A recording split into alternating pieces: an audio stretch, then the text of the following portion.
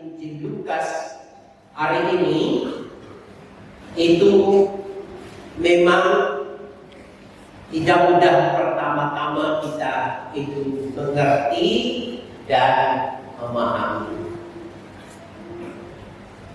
Oh, bendahara yang tidak jujur malah dipuji oleh Yesus adalah kecerdikannya.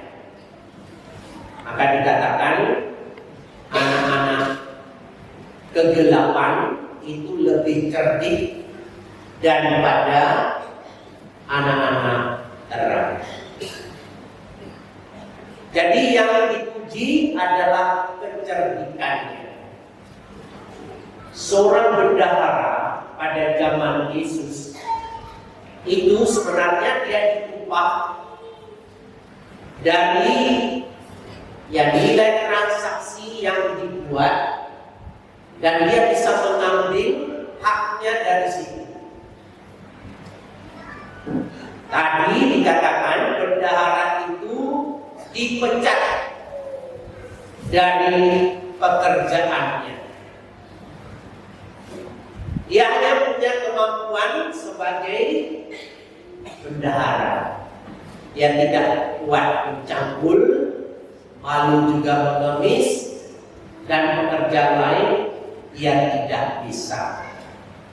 Maka ada 3 kemungkinan yang dia lakukan. Yang pertama, itu dia dipecat dan dia tidak punya apa-apa, itu dengan mengambil harta tuannya itu.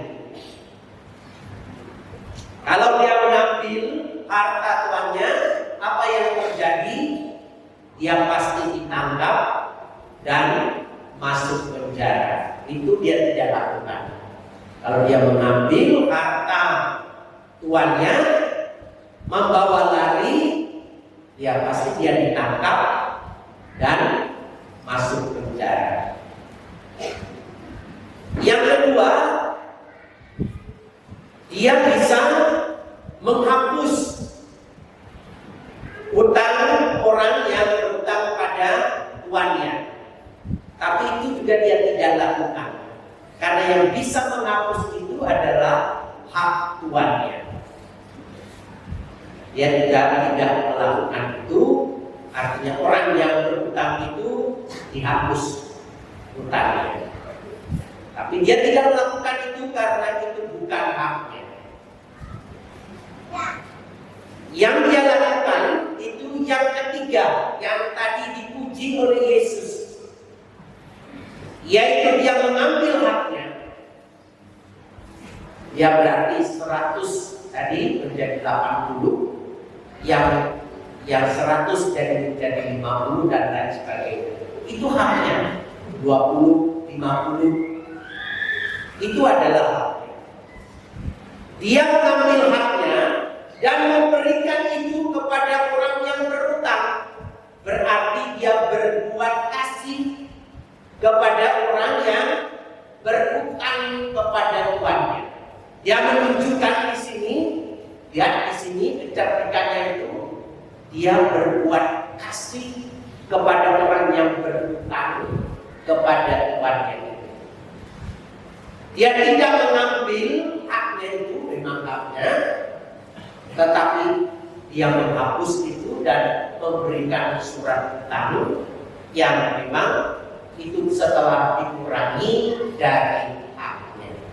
Inilah kecerdikan dari bendahara itu.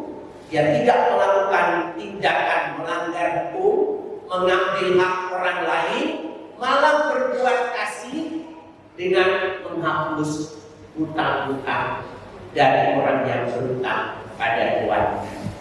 Ini lihat, kalau kita melihat kecerdikan dari bendahara yang dipuji oleh Yesus.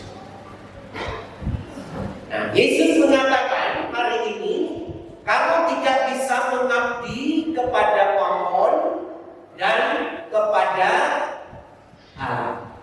Apa itu Mammon? Mammon dalam bahasa Arab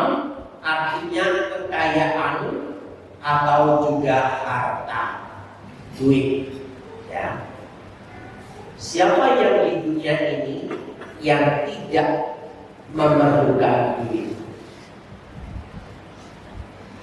Tidak ada, ya. Tidak ada orang yang mau menjadi kere dan tidak mempunyai duit. Ya, disinilah letaknya, itu kita harus bijaksana. Yesus mengatakan, yang kamu miliki, mamon yang kamu miliki itu bisa kamu pergunakan untuk kebahagiaan sesama. Bapak Ibu kalau membaca di dunia ini daftar orang-orang kaya di dunia ini, mereka itu punya yayasan-yayasan, punya ya bantuan-bantuan sosial yang menolong banyak orang di seluruh dunia untuk riset, untuk beberapa macam penyakit, ya, kanker, penyakit macam-macam yang lain yang berbahaya itu didanai oleh siapa? Itu didanai orang-orang kaya. Lihat bahwa orang-orang kaya itu bisa mempergunakan mamon itu juga untuk kemuliaan dan kebahagiaan sesama. Itulah dikatakan, ikatlah itu persahabatan dengan mamon. Kalau dia tidak bisa menolong lagi, maka kamu akan diterima itu di dalam kemah suci bersama dengan Allah. Karena kamu sudah berbuat baik, karena kamu sudah telah menolong sesama, seperti bendahara tadi yang telah menolong orang lain yang berhutang, itu dia telah berbuat kasih. Itulah maksud Yesus hari ini. Dalam Ekaristi hari ini kita melihat betapa mamon, kekayaan, harta yang kita miliki itu bisa menjadi jalan bagi kita untuk kita juga sampai kepada Allah. Tetapi kita tidak mungkin dikatakan itu mengabdi hanya kepada dua Tuhan. Hidup kita hanya berpikir untuk ya harta kekayaan, ya, melulu semuanya itu. Itulah mengapa saya pernah bertanya kepada orang-orang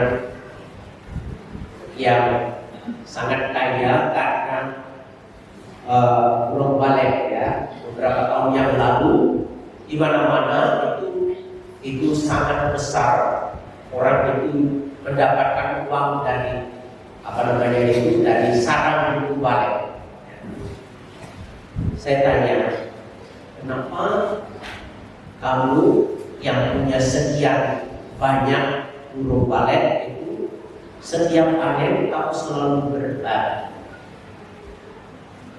Dia mengatakan begini, untuk mendapatkan sarang burung balik itu dikatakan itu burung itu harus berkorban darah, nyawa.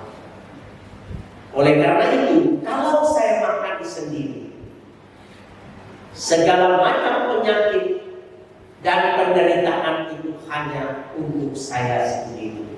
Oleh karena itulah saya berbagi, katanya. Berbagi dengan apa yang telah dia terima. Mungkin 100 pikul, berapa pikul begitu dia dapat, bisa dapat miliaran, tapi dia juga kuat berbaginya.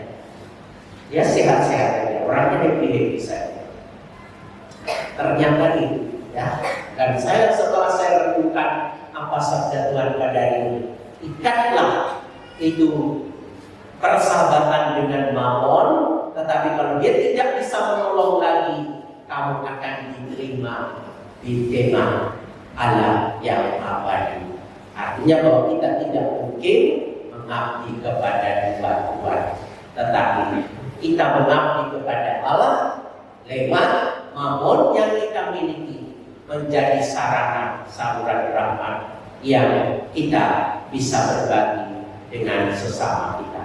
Tuhan membantu kita untuk ini. Amin. Mari kita bangkit berdiri, kita memperbarui